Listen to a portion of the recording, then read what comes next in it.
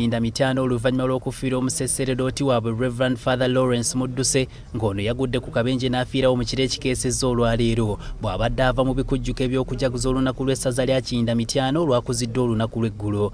Reverend Father Lawrence Mudduse yafudde adda Kyankwanzi gy'abadde akakkalabiza emirimu gya Katonda era ono akabenje yakafunidde ku kyalo Bekina mu Kyenda mu ggombolola y'e Butemba mu disitulikiti y'e Kyankwanzi emmotoka y'ennamba UAW 368 Suzuki bwe yatomereganye n'emmotoka endala ekika kya drone namba UBN 282P. Reverend Father Lawrence Mudduse yasoose kuddusibwa mu ddwaliro ly'ekibuga wabula embeera bwe yeeyongedde okuba obubi ne bamwongerayo okufuna obujjanjabi okukirawo kyokka ebyembi n'akutukira mu kkubo.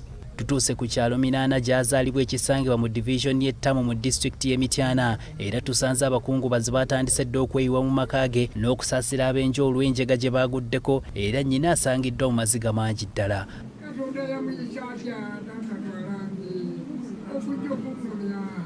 Abakungubazi ab'enjawulo boogedde ku mugenzi ng'abadde omusajja ow'abantu ate ayagala ennyo Katonda.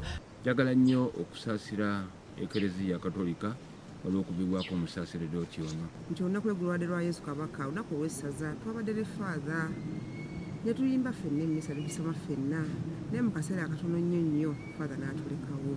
Reverend Father Lawrence Mudduse abadde ayagala nnyo Obwakabaka era waafiiridde abadde alina n'ekitabo ky'olulimi Oluganda.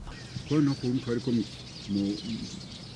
lusiisira lwa Buganda lw'Obwakabaka bwemu kubawo ebyafaayo ebya Buganda nga bigeraganya n'obuwanga n'ennono zaabwo. Tukedde mu kikangabwa ky'amaanyi mu Mityana olw'amawulire g'okufa kwa Father Mudduse. Omwogezi wa poliisi mu bbendobendo ly'e Wamala Rachel Kawala ategeezezza nti akabenje kano kaafiiriddemu omuntu omulala era poliisi yabakanya edda n'eddimu ery'okunoonyereza ku kiki ekyaviiriddeko akabenje kano. Abasirikale baffe aba traffic baatuuse mu kifo kino barekodiza statements ez'enjawulo nga emmotoka zino zombi zaatwaliddwa ku poliisi yaffe ey'Ekyenda okulaba nga abakugu nga bazeekebejja.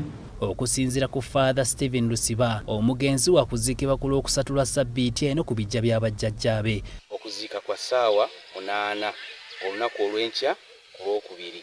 Kitalo nnyo kitalo ddala okufiira omusaseredooti omukozi omusaseredooti omugunjuzi yasomesaako abayizi mu seminaari yaffe enkulu ekinyamasika e Fort Portal.